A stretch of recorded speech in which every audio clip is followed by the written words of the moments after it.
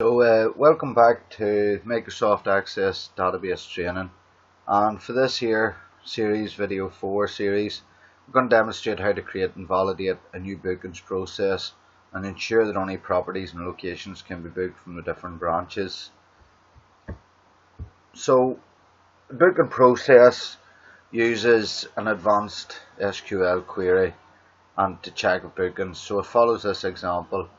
The booking from in the actual table is less than or equal to the booking to in the form. So what you're using is the booking to in your actual input. It has to be less than or equals, the query check will be less than or equals to the booking from in the table, and the booking to is greater than or equals to the booking from. So your booking from that you're going to input in the form has to be greater than or equals to the booking to in the query. And we're going to try this with a query by example, and then we're going to design the booking form and use an SQL command to check the background table to see if already booked.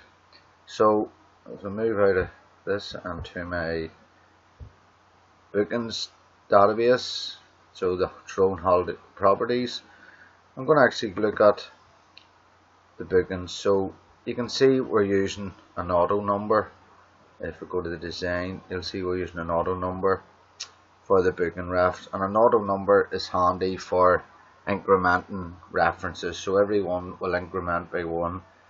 You can also use VBA code to go and check what the last booking reference was. If you're using like a series of letters and numbers, go and check what it was and add 1. For this simple process, we're going to just use the auto number. So I'm just going to show you my drop down for the properties. You can see them now. The customer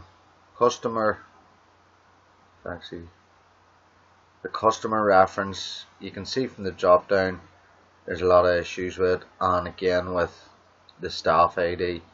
So I'm going to look at how we can fix this. I'm going to do it for the customer, and then I'm going to let you do it for the staff ID. So basically your drop down, you have your 3 columns, and the bound one is column 1. So we're actually going to put column width, so we're going to put 1.5 for the customer ref, 2 for the first name, and 2 for the surname. And again, now you'll see whenever I run the table and I go to my customer reference, you can actually see the customer reference, but the big problem is the actual drop down is limited to the width of it. So to simplify that, if we go back and I go to the lookup, and you'll see that list width is auto, so I'm going to set that to 5.5, which would be the total of the 3. And if I go now and I go to customer reference, so you can actually see the customer reference. So you need to go and do this for the staff ID. So continuing on now that we can choose a property. So we're going to choose PR001 customer reference and the staff ID. Now the booking from is a date, so you can actually choose a date. But I'm going to show you another problem of a booking system. What happens if you pick a date that's in the past or today's date, number of days, and you'll see already I've set up a calculated field, which I'm going to show you, and the number of rooms. Now in your form you're actually going to have calculated abilities to calculate costs, and that's why I'm just going to make these up at this stage. My concern is that the booking actually is in the past, so I want this in the future. So I'm going to actually take that out. I'm going to delete that out. I'm going to delete that out, and I'm going to go into the design view, and I'm going to show you the problem with. I'm going to use a validation rule to basically say that the booking has to be in the future. So if I click on the booking from, the validation rule is greater than date which basically is greater than today's date, and bookings need to be in the future. And again, that's just a wee message that'll come up.